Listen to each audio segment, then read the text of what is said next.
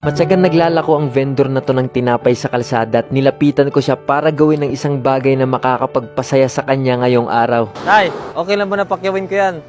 Sige, papakyawin ko yan lahat. Pero sa isang kondisyon, kailangan itong lahat ipamigay natin sa lahat ng tao. Ano, pahay ka?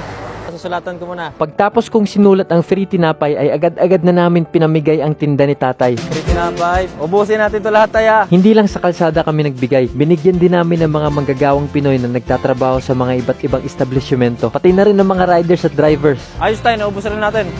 Magkano to lahat? 1,200. Ay, maraming salamat. Ito, para lang to dun sa pinamigay natin. May bibigay ako para sa'yo talaga. Pumikit ka muna. O, ready ka na. 1, 9, 10,000. Ang dami nito. 15, 20,000 yan. Gagawin natin 30,000 lahat-lahat. Naku.